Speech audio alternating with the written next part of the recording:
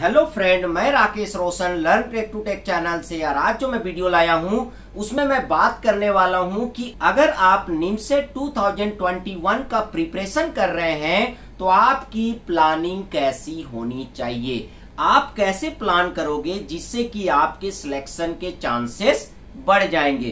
क्योंकि अगर देखा जाए तो अब टाइम ज्यादा नहीं बचा है, ऑलरेडी अक्टूबर स्टार्ट हो चुका है और जो एग्जाम है वो आपका मई तक में हो जाता है। मतलब आपको कंप्लीट प्रिपरेशन अप्रैल तक कर लेना है। तो इसी के बारे में इस वीडियो में मैं डिस्कस करूंगा, तो इस वीडियो को जरूर आप लास्ट तक देखिएगा।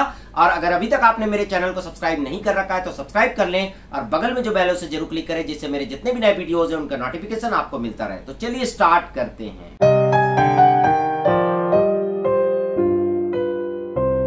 तो दोस्तों सबसे पहले तो मैं आपको बता दूं कि अभी एमसीए एंट्रांस से रिलेटेड वीडियोस रेगुलर आ रहे हैं मेरे YouTube चैनल में, जहां पर आप जाके देख सकते हैं। ऑलरेडी बहुत सारे टॉपिक्स के वीडियो थे, मैथमेटिक्स में, रीजनिंग में, कंप्यूटर अवेयरनेस में, पर अभी लेटेस्ट में और भी वीडियोस आए हैं। जैसे अभी ट्रिग्नोमेट्री का सीरीज चल रहा है और इसके बाद फिर हम कोई एक टॉपिक उठाएंगे और उसके पूरे कंसेप्ट से स्टार्ट करेंगे। उसके बाद जो है उससे रिलेटेड क्वेश्चंस को सॉल्व करेंगे, फिर प्रीवियस ईयर्स के जो क्वेश्चन पेपर हैं उसमें से प्रॉब्लम्स को सॉल्व करेंगे। तो ये जो चीजें हैं वो मेरे चैनल में चल रहा है। तो चलिए अब आते हैं कि आपको निमसेट 2021 का प्रिपरेशन कैसे करना चाहिए, आपका प्लानिंग कैसे होना चाहिए। तो सबसे पहले अगर हम बात करें कि मैथमेटिक्स का, क्योंकि सबसे इंपॉर्टेंट टॉपिक कौन सा होता है वो मैथमेटिक्स होता है। उसके बाद रीजनिंग है, कंप्यूटर अवेयरनेस है और फाइनली इंग्लिश है। मतलब यहाँ पर आपको 4 टॉपिक पे ध्यान देना है, पर इसमें जो सबसे इंपॉर्टेंट होता है वो मैथमेटिक्स होता है। तो आपको अभी से मैथमेटिक्स की तैयारी में जुट जाना है।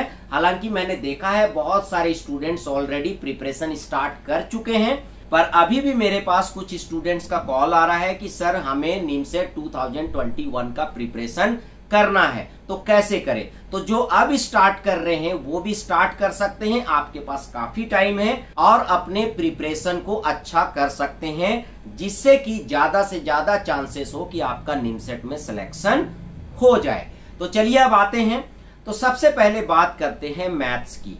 तो मैं आपको बता दूं कि अभी अक्टूबर चल रहा है, तो अक्टूबर, नवंबर, दिसंबर, इन 3 महीने में से 2 महीने में, अक्टूबर और नवंबर में आप 11th और 12th की बुक ले लें, ठीक है। उसके बाद उसमें से उन टॉपिक्स को पढ़ना चालू कर दे जो निमसेट के सिलेबस में है, ठीक है। तो ये 2 महीना आपको ये काम करना है। इससे फायदा क्या होगा कि आपके जो कंसेप्ट है वो क्लियर हो जाएंगे, चाहे वो सेट थ्योरी का हो, चाहे प्रोबेबिलिटी का हो, चाहे ट्रिग्नोमेट्री का हो। इसके बेसिक कंसेप्ट्स को समझना जरूरी है। तो इसके बेसिक कंसेप्ट आपके क्लियर हो जाएंगे जब आप 11th और 12th की बुक को कंप्लीट करोगे, उन टॉपिक्स को जो निमसेट के सिलेबस में है। पूरा किताब नहीं पढ़ना है, ठीक है।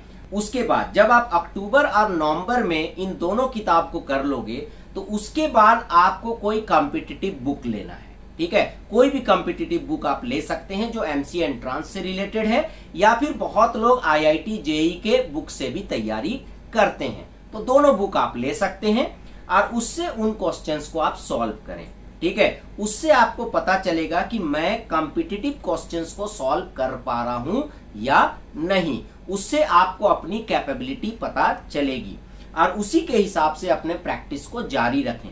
पर यहां पर मैं आपको बता दूं कि अब अगर आप अपना प्रिपरेशन स्टार्ट कर रहे हैं निमसेट के लिए, तो एटलीस्ट 2 घंटा आपको रोज मैथमेटिक्स करना है।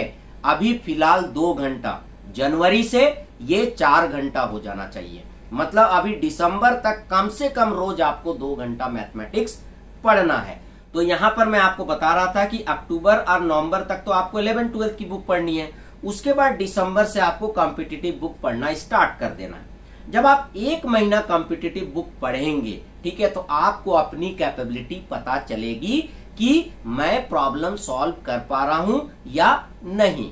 उसके बाद जनवरी से उसी के अकॉर्डिंग आपको प्लान करना है। जनवरी से रोज आपको 4 घंटे मैथमेटिक्स पढ़ने हैं। उसमें क्या करना है, 2 से 3 घंटा तो आपको कॉम्पिटिटिव बुक से क्वेश्चन सॉल्व करने हैं, ठीक है। आप रूटीन बना लो कि आज सेट पढ़ेंगे, कल ट्रिग्नोमेट्री पढ़ेंगे, कल डिफरेंशिएशन पढ़ेंगे, ऐसे आप अपना एक शेड्यूल बना लो, ठीक है। उसके बाद आप 2 से 3 घंटा तो क्वेश्चन सॉल्व करें, फिर 1 घंटा आप क्या करें, जो प्रीवियस ईयर के क्वेश्चन पेपर है उनको सॉल्व करें, ठीक है। 1 घंटा जरूर ये रोज करें।